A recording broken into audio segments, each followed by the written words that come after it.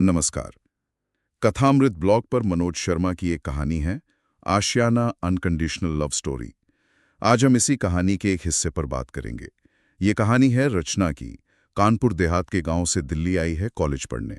देखते हैं कि दिल्ली में उसके शुरुआती दिन कैसे थे, क्या सपने थे और सचिन से उसका रिश्ता कैसे शुरू हुआ, जैसा इस भाग में बताया गया है। हाँ, कहानी की शुरुआत ही बड़ी दिलचस्प है। उसमें वो भावनाएं दिखती है ना, एक तरफ दिल्ली जाने का उत्साह। और दूसरी तरफ पापा की चिंता।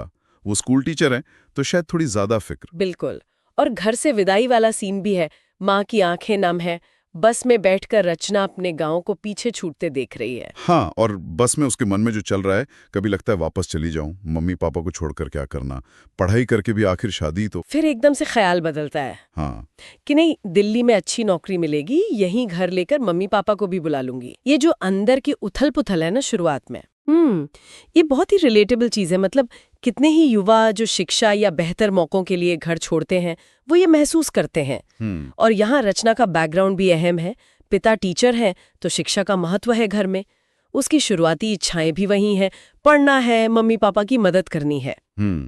फिर वो अकेले कानपुर स्टेशन पर उतरती है। शहर की भीड़, वो थोड़ा डर सा महसूस करती है ना। हाँ, वो बदलाव का पहला एहसास है, गांव से एकदम बड़े शहर में। फिर दिल्ली पहुंचना, हॉस्टल में कमरा मिलना, माँ को फोन करना कि हाँ सब ठीक है, और रूममेट प्रिया से दोस्ती होना। ये सब छोटे छोटे कदम है उसकी नई जिंदगी में। लेकिन कॉलेज का माहौल वैसा नहीं था जैसा उसने शायद सोचा था। हाँ बिल्कुल, ज्यादातर स्टूडेंट्स बस मौज मस्ती में लगे हुए थे। रचना की उम्मीदों से शायद काफी अलग। तो वो शुरू में अपना खाली समय कहाँ बिताती है? लाइब्रेरी में। हाँ, पढ़ने में, शायद अपने मकसद से जुड़े रहने की एक कोशिश। पर कहानी में ट्विस्ट आता है, एक मोड़। हाँ, जब प्रिया उसे जबरदस्ती मनाकर दोस्तों के साथ एक हिल स्टेशन ट्रिप पर ले जाती है, दिल्ली के पास ही कहीं। और वहां सब कपल्स में होते हैं, अपने अपने पार्टनर के साथ। और रचना, वो अकेली एक पेड़ के नीचे बैठी हुई। और ठीक तभी एंट्री होती है सचिन की। हाँ, सचिन जो उसी की क्लास में पढ़ता है। बताता है कि वो एक बड़े बिजनेसमैन का बेटा है, आगे चलकर पापा का बिजनेस ही संभालेगा। यहाँ पर देखिए, दो बिल्कुल अलग सामाजिक आर्थिक पृष्ठभूमि के लोग मिल रहे हैं। एक साधारण गांव की लड़की और एक, आप कह सकते हैं, अमीर लड़का। उनमें बातें शुरू होती हैं, कॉफी पीने जाते हैं। और यहाँ से रचना का फोकस बदलने लगता है।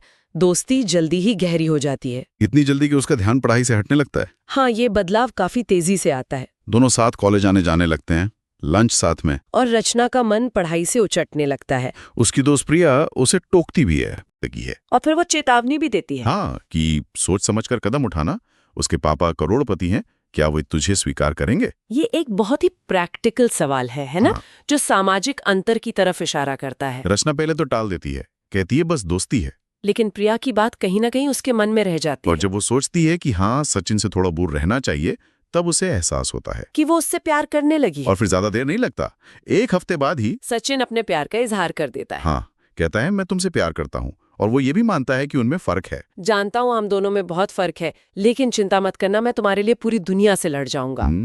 ये सुनने में बड़ा रोमांटिक लगता है, पर इसमें एक वादा भी है और शायद थोड़ी नासमझू भी। पूरी दुनिया से लड़ जाऊंगा, घर छोड़ दूंगा अगर पापा नहीं माने तो।